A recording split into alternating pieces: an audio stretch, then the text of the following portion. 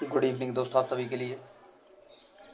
और दोस्तों, मुझे उम्मीद है पढ़ाई जो है दोस्तों अच्छी चल रही होगी, बेहतर चल रही होगी, बेस्ट चल रही होगी। और आपको पता है दोस्तों, ये हमारी तांडव सीरीज चल रही है, जिसमें दोस्तों group D, ALP, technician, JE से रिलेटेड आपके प्रीवियस ईयर क्वेश्चन जो हैं आपके लिए कराए जा रहे हैं, वो भी शिफ्ट वाइज। तो अभी तक जो स्टूडेंट हमारी इस क्लास से नहीं जुड़े हैं, तो प्लीज़ आपसे रिक्वेस्ट है दोस्तों, हमारे चैनल प्योर साइंस लैब को सब्सक्राइब करके साथ में और वाला बेल आइकन दबा करके हमारी सीरीज से जुड़ें, जिसमें जीके और जीएस से रिलेटेड सारे क्वेश्चन आपके लिए कराए जाते हैं। और आज की हमारी 21वीं क्लास है दोस्तों। तो चलिए दोस्तों, इस क्लास को हम स्टार्ट करते हैं बिना किसी देरी के। और इस क्लास में क्या है दोस्तों, आपको लास्ट तक बने रहना है, हर क्वेश्चन को अच्छी तरह से देखना है, पैटर्न को आपको समझना है। ठीक है दोस्तों, तो चलिए दोस्तों, हम वीडियो को स्टार्ट करते हैं बिना किसी देरी के। और आज का हमारा जो पेपर है दोस्तों, वो है 11/10/2022 का दोस्तों सेकंड शिफ्ट का आपका पेपर है, वो है ग्रुप डी का। ये भी आपको याद रखना है। इसमें सबसे पहले हम साइंस के क्वेश्चन देखेंगे, फिर उसके बाद दोस्तों जीके से रिलेटेड जितने क्वेश्चन पूछे गए हैं वो भी हम देखेंगे। तो चलिए दोस्तों, वीडियो को हम स्टार्ट करते हैं।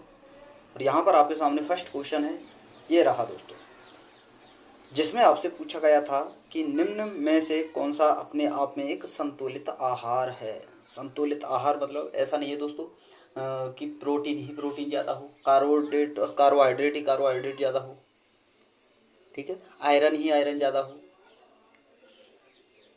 यानी हर चीज़ उसमें जो है थोड़ी थोड़ी मात्रा में पाई जाए। जैसे दूध है, आंसर तो दूध ही है, क्योंकि दोस्तों इसमें कैल्शियम भी होता है, प्रोटीन भी होता है, वसा भी होती है, इस प्रकार से। तो इसे कहते हैं संतुलित आहार। तो ऑप्शन नंबर 4 इसका सही आंसर होगा। आगे हम चलते हैं दोस्तों, और यहाँ आपसे पूछा गया था, ये रहा कि सूर्य के प्रकाश का इंद्रधनुष के विभिन्न रंगों में विभक्त होना क्या कहलाता है। कि सूर्य के प्रकाश का जो इंद्रधनुष जब बनता है, रेनबो जो बनता है, उस समय उसका रंगों में विभक्त होना क्या कहलाता है, ये आपसे पूछा गया है। तो इसे कहते हैं दोस्तों प्रकाश का वर्ण विक्षेपण। ऑप्शन नंबर 4 आपका सही आंसर होगा। अगला प्रश्न है, और यहाँ आपसे पूछा गया था, ये रहा कि डैश की वजह से आयनिक यौगिकों के गलनांक व क्वथनांक अत्यधिक होते हैं। तो किसकी वजह से होते हैं, तो ये होते हैं दोस्तों प्रबल आंतरिक आयनिक आकर्षण को भंग करने के लिए ऊर्जा की बड़ी मात्रा में इसकी आवश्यकता होती है, जिसके कारण क्या होता है दोस्तों, इसे गलनांक और क्वथनांक उच्च पाए जाते हैं। तो ऑप्शन नंबर 4 इसका सही आंसर होगा। अगला प्रश्न है, यहाँ आपसे पूछा गया था, ये रहा दोस्तों, न्यूमेरिकल है कि एक विद्युत परिपथ तप्त किए जाने पर 540 वॉट पावर जो शक्ति होती है उसे वाट में मापा जाता है। तो पावर कितनी है यहाँ पर, 540 की ऊर्जा खपत करता है यदि परिपथ के टर्मिनलों का वोल्टेज बी का मान क्या है दोस्तों, तो बी का मान है 270। और प्रतिरोध आपसे पूछा है, तो प्रतिरोध आपसे पूछा है, जब आपके पास पावर हो, वोल्टेज हो और प्रतिरोध का अगर आपसे फॉर्मूला पूछे तो आपके पास क्या होगा दोस्तों, B²/P। बहुत इंपॉर्टेंट फॉर्मूला है, बहुत सारे न्यूमेरिकल इससे पूछे जाते हैं, आपको याद रखना है। तो बी हमारे पास है 270। तो 270 यहाँ पर देखिए दोस्तों, 270 इंटू 270, पी क्या है 540। अब इसे आप काट लीजिए, सॉल्व कर लीजिए, आपके पास जो आंसर आएगा, जैसे कि 9 6 के 54, 9 तिया 27, 3 एकम 3, 3 दूनी 6, 2 से अगर 270 को डिवाइड करेंगे तो 135 हमारे पास आंसर आएगा, यानी प्रतिरोध कितना है 135 ओम। तो आंसर हमारा यहाँ पर क्या है दोस्तों, ये रहा 135 ओम, यानी ऑप्शन नंबर 3 आपका सही आंसर होगा। अगला प्रश्न है, और यहाँ आपसे पूछा गया था कि निम्न में से कौन सा गुणधर्म आवर्त सारणी के समूह यानी ग्रुप में नीचे जाने पर समान ही बना रहता है। तो समान बना रहता है दोस्तों संयोजकता, बाकी सभी चीज़ें बदल जाती हैं, गुण बदल जाते हैं, धातु गुण बदलता है, परमाणु का आकार बदलता है, लेकिन संयोजकता नहीं बदलती। तो ऑप्शन नंबर 3 आपका सही आंसर होगा। अगला प्रश्न है, यहाँ आपसे पूछा गया था कि निम्न अभिक्रिया पर विचार कीजिए। जैसे यहाँ पर आपके सामने है दोस्तों सोडियम सल्फेट, ये रहा, प्लस में इसकी क्रिया कराई जाती है बेरियम क्लोराइड से। तो हमारे पास बनकर आता है दोस्तों बेरियम सल्फेट और सोडियम क्लोराइड। तो आपसे पूछा गया है कि यह अभिक्रिया निम्न में से किसका उदाहरण है? अपघटन का, संयोजन का, विस्थापन का या अवक्षेपण का? तो देखिए दोस्तों, सोडियम क्लोराइड और बेरियम सल्फेट जब इसे गर्म करते हैं, जब बेरियम सल्फेट को गर्म किया जाएगा तो हमारे पास यहाँ पर दोस्तों सल्फर बचेगा, और सोडियम क्लोराइड को गर्म किया जाएगा तो यहाँ पर क्लोरीन गैस जो है वो रिलीज हो जाएगी और हमारे पास बचेगा नमक यानी सोडियम। ये तो आपके पास रिलीज ही हो जाएगा बेरियम सल्फेट, और यहाँ पर आपके पास नमक बचेगा, सॉरी दोस्तों दोस्तों बचेगा, क्योंकि दोस्तों क्लोरीन जो है रिलीज हो जाएगा। तो हमारे पास क्या बचा? ये सोडियम दोस्तों एक अवक्षेप के रूप में बचा, यानी अवक्षेपण अभिक्रिया ये कहलाती है। तो ऑप्शन नंबर 2 आपका सही आंसर होगा। अगला प्रश्न है, यहाँ आपसे पूछा गया था, ये रहा कि डैश की भारी मात्रा की वजह से खनन से प्रदूषण होता है। तो किसकी वजह से होता है? स्लैग की वजह से, यानी धातु मल की वजह से। खनन जो होते हैं, उत्खनन जो होता है, खानों में जो खुदाई होती है, उसमें ये प्रदूषण होता है धातु मल की वजह से। तो ऑप्शन नंबर 4 आपका सही आंसर होगा। अगला प्रश्न है, यहाँ आपसे पूछा गया था कि घरों और उद्योगों में उपयोग करने हेतु अत्यधिक परिमाण की विद्युत धारा उत्पन्न करने के लिए किस उपकरण का प्रयोग किया जाता है? तो किसका किया जाता है दोस्तों? विद्युत जनरेटर का। ऑप्शन नंबर 3 आपका सही आंसर होगा, जिसे हम दोस्तों जनरेटर कहते हैं। आपने दोस्तों जो आपकी बैंकें होती हैं, बड़े बड़े मकान होते हैं, वहाँ पर आपने देखा होगा, बड़े बड़ी कॉलोनी में आपने देखा होगा कि जब लाइट चली है तो वहाँ पर लाइट की सप्लाई करने के लिए दोस्तों वहाँ पर किसका प्रयोग किया जाता है? जनरेटर का। तो ऑप्शन नंबर 3 इसका सही आंसर होगा। अगला प्रश्न है, यहाँ आपसे पूछा गया था कि पादपों में रेजिन और गोंद विशेषकर डैश में संचित होते हैं। तो किस में संचित होते हैं दोस्तों? पुराने जाइलम के रूप में। ऑप्शन नंबर 4 आपका सही आंसर होगा। अगला प्रश्न है, यहाँ आपसे पूछा गया है, ये रहा कि कार्बन अन्य तत्वों के साथ प्रबल बंध बनाता है, क्यों? और आपको बताना है इन चारों कथनों में से कौन सा इसकी सही व्याख्या करता है, इन चारों में से। तो ऑप्शन नंबर 2 इसका सही आंसर होगा, क्योंकि दोस्तों कार्बन नाभिक अपने अपने छोटे आकार के कारण इलेक्ट्रॉनों के साझा युग्मों को प्रबलता से पकड़ कर रखता है। क्योंकि इसका दोस्तों नाभिक जो है छोटे आकार का होता है, आकार छोटा हुआ तो पकड़ अच्छी होगी, पकड़ अच्छी होगी तो जो है दोस्तों ये क्या है, बंद जो है इसमें एक कठोर बंद बनेगा, प्रबल बंद बनेगा, जिसे तोड़ पाना बहुत मुश्किल होता है। तो ऑप्शन नंबर 2 इसका सही आंसर होगा।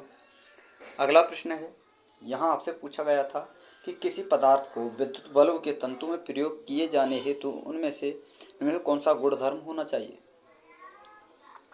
तो कौन सा होना चाहिए दोस्तों? उच्च प्रतिरोधकता। ऑप्शन नंबर 2 आपका सही आंसर होगा। अगला प्रश्न है, और यहाँ आपसे पूछा गया है, ये रहा कि विद्युत मोटर में डैश दिक् परिवर्तक और बैटरी के टर्मिनलों के बीच संपर्क के रूप में कार्य करता है। तो कार्बन ब्रश जिन्हें हम कहते हैं दोस्तों, जो कार्बन ब्रश जो होता है वह विद्युत मोटर में दिक् परिवर्तन और बैटरी के टर्मिनलों के बीच में संपर्क के रूप में कार्य करता है। तो ऑप्शन नंबर 2 आपका सही आंसर होगा। अगला प्रश्न है, और यहाँ आपसे पूछा गया था, ये रहा कि दिए गए समूह में सही डॉवे राइनर त्रिक का चयन कीजिए। तो आंसर होगा ऑप्शन नंबर 2, यानी कैल्शियम, स्ट्रोंशियम और बेरियम। तो ऑप्शन नंबर 2 इसका सही आंसर होगा। यह त्रिक का जो है पालन करता है डॉवे राइनर का, और आपने त्रिक पढ़े भी होंगे, ठीक है। तो ऑप्शन नंबर 2 इसका सही आंसर होगा। अगला प्रश्न है, यहाँ आपसे पूछा गया था कि एथेनॉल का एसिटिक अम्ल के रूप में रूपांतरण किसके द्वारा किया जाता है? यानी सॉरी दोस्तों, एथेनॉल का एसिटिक अम्ल में रूपांतरण किसका उदाहरण है, ये आपसे पूछा है। जैसे कि एथेनॉल है और इसका रूपांतरण एसिटिक अम्ल के रूप में किया जाता है, यानी एसिटिक अम्ल में इसे बदला जाता है, तो ये किसका एक उदाहरण है? अपचयन अभिक्रिया, ऑक्सीकरण, योगज या प्रतिस्थापन? तो यह है दोस्तों ऑक्सीकरण अभिक्रिया। ऑप्शन नंबर 2 आपका सही आंसर होगा। अगला प्रश्न है, यहाँ आपसे पूछा गया था कि तांबे के एक तार की त्रिज्या 0.5 mm, लंबाई 100 मीटर, और यहाँ पर यदि पदार्थ की प्रतिरोध 2.5 × 10⁻⁸ ओम मीटर हो तो तार का प्रतिरोध क्या होगा, ये आपसे पूछा है। तो देखिए दोस्तों, इसका मैं एक बार फॉर्मूला बता देता हूँ कि प्रतिरोध का यहाँ पर फॉर्मूला क्या होता है। प्रतिरोध बराबर होता है दोस्तों प्रतिरोधकता इंटू लंबाई बटे एरिया। ठीक है, ये इसका फॉर्मूला होता है। और एरिया का फॉर्मूला क्या होता है दोस्तों, पाई आर स्क्वायर, ये होता है। अब दोस्तों देखिए, इसका जो आपको आंसर देना है वो देखिए दोस्तों, पाई को साथ में रख कर देना है, यानी पाई को सेपरेट रखना है और आपको आंसर देना है। ये फॉर्मूला है, इसके आधार पर आपको बताना है कि इसका आंसर क्या होगा और कमेंट में इस क्वेश्चन का आंसर आपको देना है। ठीक है दोस्तों, अब चलते हैं हम अगले क्वेश्चन, होमवर्क क्वेश्चन समझिए आप इसे। अगला क्वेश्चन है दोस्तों हमारे सामने कि वंशागति के नियम को प्राप्त करने में मेंडल की सफलता के पीछे मुख्य कारण क्या था। तो क्या था दोस्तों, उन्होंने अपने संकरण में एक बार में केवल एक ही लक्षण का अध्ययन किया था, यही उनकी सफलता का मुख्य कारण है। तो ऑप्शन नंबर 1 आपका सही आंसर होगा। अगला प्रश्न है, यहाँ आपसे पूछा गया था, ये रहा कि श्वसन वर्ण हीमोग्लोबिन इनमें से किस में मौजूद होता है। तो किस में होता है दोस्तों, लाल रक्त कणिकाओं में। ऑप्शन नंबर 1 आपका सही आंसर होगा। अगला प्रश्न है, और यहाँ आपसे पूछा गया था, ये रहा कि बादल सफेद दिखते हैं क्योंकि बादल की छोटी जल की बूंदें क्या करती हैं, ये आपसे पूछा है। यानी बादल सफ़ेद क्यों दिखाई देते हैं। तो देखिए दोस्तों, बादल सफ़ेद हमें इसलिए दिखाई देते हैं क्योंकि बादल की जो छोटी बूंद होती हैं वो दृश्य प्रकाश की सभी तरंगों को लगभग समान तीव्रता के साथ विकीर्ण करती हैं। तो ऑप्शन नंबर 3 आपका सही आंसर होगा। अगला प्रश्न है, यहाँ आपसे पूछा गया था कि टूटी हुई हड्डियों को सही स्थिति में बनाए रखने हेतु सहारा देने के लिए चिकित्सक प्लास्टर के रूप में इनमें से किस पदार्थ का प्रयोग करता है। तो ये आपको पता ही है दोस्तों, पीओपी प्लास्टर ऑफ पेरिस का प्रयोग करता है, जिसका फॉर्मूला होता है दोस्तों CaSO4 हाफ H2O, जो कि आपका ऑप्शन नंबर 3 आपका सही आंसर होगा, जिसे प्लास्टर ऑफ पेरिस कहते हैं। अगला प्रश्न है, और आपको याद रखना है पीओपी का इसके अलावा दोस्तों, जैसे घरों की पुताई में, मूर्तियाँ बनाने में, इन सभी कार्यों में इसका प्रयोग किया जाता है, ये भी आपको याद रखना है। आगे हम चलते हैं, और अगला प्रश्न है, यहाँ आपसे पूछा गया था कि जब मेंडल ने मटर के लंबे पौधे का संस्करण मटर के बौने पौधे के साथ कराया तो प्राप्त सभी संतति लंबे पौधे थे। जब उन्होंने गोल बीज वाले पौधों का झुर्रीदार बीज वाले पौधों के साथ संस्करण कराया तो सभी प्राप्त संतति गोल बीज वाले पौधे थे। यदि वे झुर्रीदार बीजों वाले लंबे पौधों का संस्करण गोल बीज वाले बौने पौधों के साथ कराते हैं तो प्राप्त संतति किस प्रकार के होते हैं। तो ये हमेशा दोस्तों आपके गोल बीज वाले लंबे पौधे होंगे। तो ऑप्शन नंबर 4 आपका सही आंसर होगा। अगला प्रश्न है, यहाँ आपसे पूछा गया था, ये रहा कि दी गई अभिक्रिया में किस पदार्थ का अपचयन हो रहा है।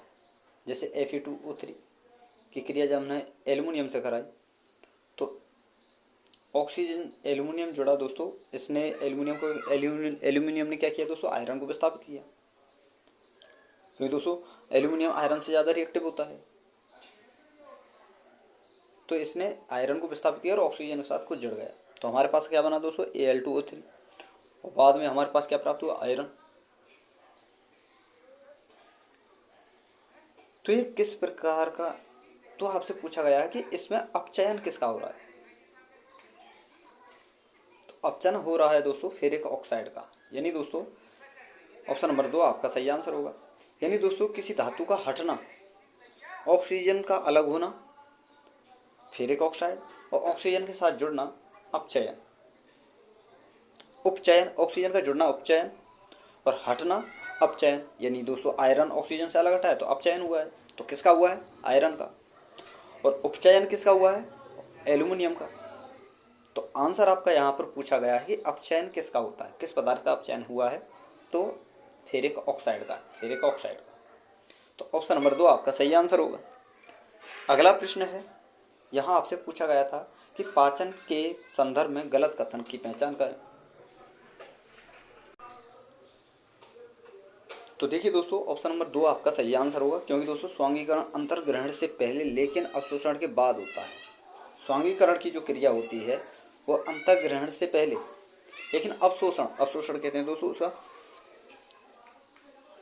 पाचन होता है उसके पहले, उसके बाद सॉरी दोस्तों, पाचन से पहले और अंतर्ग्रहण, यानी पाचन से तो पहले होता है, यानी अवशोषण किया जाता, अंदर की तरफ ले जाया जाता है, उसे कहते हैं अवशोषण, अंदर की तरफ ले जाना। और अंतर्ग्रहण अंदर की तरफ ले जाने से पहले की क्रिया क्या है कहलाती है दोस्तों? स्वांगीकरण। और जिसके जो कि पाचन के लिए एक सही डेफिनेशन आपकी जो है कहलाती है। तो ऑप्शन नंबर 2 आपका सही आंसर होगा। यानी दोस्तों पाचन जो होगा हमेशा, सॉरी दोस्तों, यहाँ पर पाचन, एक मिनट में आपके लिए बता दूं दोस्तों, ये ऑप्शन नंबर, एक मिनट दोस्तों, देखिए स्वांगीकरण कहते किसे हैं, यानी पाचन के संदर्भ में। तो पाचन से पहले क्या होता है दोस्तों? स्वांगीकरण, जो कि अंतर्ग्रहण के बाद होता है और अवशोषण के पहले होता है। तो ऑप्शन नंबर 2 तो आपका गलत है। अवशोषण स्वांगीकरण से पहले होता है, बिल्कुल सही है, लेकिन पाचन के बाद होता है, बिल्कुल सही है। पाचन निष्कासन से पहले लेकिन अंतर्ग्रहण के बाद होता है, बिल्कुल सही है। तो ऑप्शन नंबर 2 आपका सही आंसर हो गया, क्योंकि दोस्तों यहाँ पर गलत आंसर आपसे पूछा है। तो ऑप्शन नंबर 2 आपका सही आंसर होगा। अगला प्रश्न है दोस्तों, और यहाँ आपसे पूछा गया है, ये रहा दोस्तों, कि जैव निम्नीकरणीय पदार्थों के बारे में विचार करने पर इनमें से कौन सा एक उभयनिष्ठ मौजूद गुण मौजूद होता है जैव निम्नीकरण पदार्थों के रूप में? तो क्या होता है दोस्तों? वे सभी मूलतः जैविक होते हैं। तो ऑप्शन नंबर 2, क्योंकि दोस्तों जैव निम्नीकरणीयों का मतलब होता है उन्हें जीवों के द्वारा सूक्ष्म पदार्थों में तोड़ना, और टूटता कब है? जब उसमें जैविक मौजूद हो। तो ऑप्शन नंबर 2 आपका सही आंसर होगा। अगला प्रश्न है, यहाँ आपसे पूछा गया था, ये रहा, कि निम्नलिखित में से कौन सा, देखिए दोस्तों जितने भी आपके साइंस के प्रश्न थे वो आपके समाप्त हो चुके हैं, और अब आपके दोस्तों जीके से रिलेटेड क्वेश्चन स्टार्ट होने वाले हैं। तो दोस्तों वीडियो अगर आपको अच्छी लग रही है तो वीडियो को लाइक करते चलें, तो दोस्तों शेयर करते चलें, और जिन स्टूडेंटों ने अभी तक हमारे चैनल को सब्सक्राइब नहीं किया है उनसे भी मेरा रिक्वेस्ट है कि चैनल को सब्सक्राइब करके साथ में ऑल वाला बेल आइकन जरूर दबा लें, ताकि दोस्तों मेरी आने वाली हर वीडियो का नोटिफिकेशन सबसे पहले दोस्तों आपके पास पहुँच सके। अब चलिए दोस्तों एक एक करके जितने भी जीके से रिलेटेड क्वेश्चन आपके पूछे गए थे वो सारे क्वेश्चन हम देखते हैं। जिसमें पहला क्वेश्चन है दोस्तों जीके का, कि निम्नलिखित में से कौन सा दिव्यांगजनों के लिए भारत का पहला AI आधारित जॉब प्लेटफॉर्म है? तो कौन सा है दोस्तों? स्वराजबिलिटी। ऑप्शन नंबर 4 आपका सही आंसर होगा। अगला प्रश्न है, यहाँ आपसे पूछा गया था, ये निम्नलिखित में से किस योजना का उद्देश्य वक्फ संपत्तियों का बेहतर प्रबंधन और ऐसी संपत्तियों की अतिक्रमण से सुरक्षा करना और रोकथाम करना है? तो किस योजना का दोस्तों? कौमी वक्फ बोर्ड तरक्कियाती योजना का उद्देश्य क्या है दोस्तों? वक्फ संपत्तियों का बेहतर प्रबंधन करना और ऐसी संपत्तियों की अतिक्रमण से सुरक्षा करना और रोकथाम करना। तो ऑप्शन नंबर 2 आपका सही आंसर होगा। अगला प्रश्न है, यहाँ आपसे पूछा गया था कि भारतीय संविधान में मौलिक यानी मूल कर्तव्यों की सूची में 11वें मूल कर्तव्य को किस वर्ष शामिल किया गया था? तो ये किया गया था दोस्तों 2002 में। ऑप्शन नंबर 2 आपका सही आंसर होगा। अगला प्रश्न है, यहाँ आपसे पूछा गया था कि संविधान अधिनियम 1982 में किस संशोधन के अंतर्गत पंचायती राज संस्थाओं को संवैधानिक स्थिति प्राप्त हुई थी? तो ये हुई थी दोस्तों 73वें संविधान संशोधन के द्वारा। ऑप्शन नंबर 1 आपका सही आंसर होगा। अगला प्रश्न है, यहाँ आपसे पूछा गया है, ये रहा, कि डैश एक खुदरा प्रतिष्ठान है जो एक डिपार्टमेंट स्टोर और एक ग्रोसरी सुपरमार्केट को एक साथ जोड़ता है। तो क्या है दोस्तों? Hyper market. एक खुदरा प्रतिष्ठान है, यानी हाइपर मार्केट जो है दोस्तों डिपार्टमेंट स्टोर और एक ग्रोसरी सुपर मार्केट को एक साथ जोड़ने का कार्य करता है। तो ऑप्शन नंबर 1 आपका सही आंसर होगा। अगला प्रश्न है, यहाँ आपसे पूछा गया है कि जब कोई तीर्थंकर अपने नश्वर शरीर को छोड़ता है तो इसे डैश के रूप में जाना जाता है? तो उसे कहते हैं दोस्तों निर्माण। ऑप्शन नंबर 4 आपका सही आंसर होगा।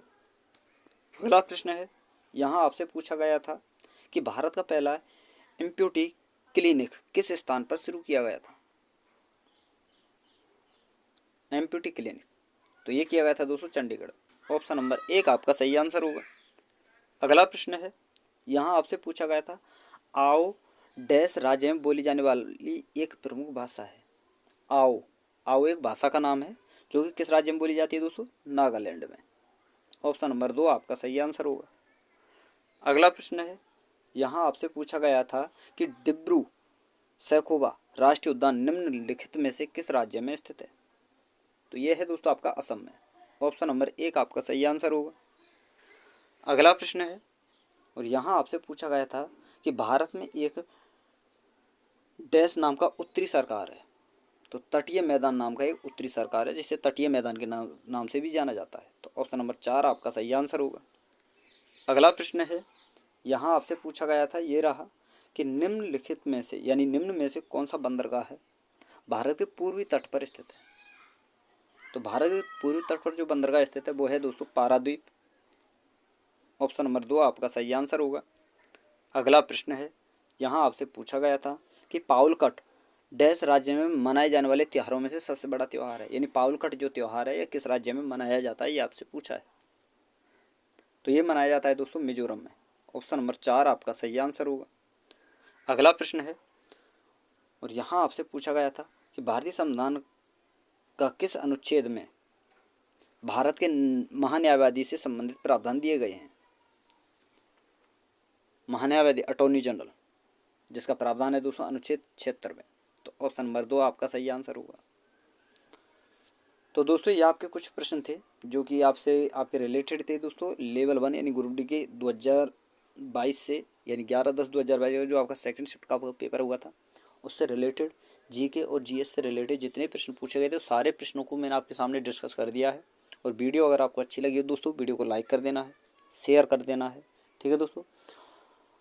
और जिन स्टूडेंटों ने अभी तक हमारे चैनल को सब्सक्राइब नहीं किया है उनसे मेरा रिक्वेस्ट है कि चैनल को सब्सक्राइब करके साथ में और वाला बेल आइकन जरूर दबा लें, ताकि दोस्तों मेरी आने वाली हर वीडियो का नोटिफिकेशन सबसे पहले दोस्तों आपके पास पहुंच सके। तो थैंक यू दोस्तों, धन्यवाद।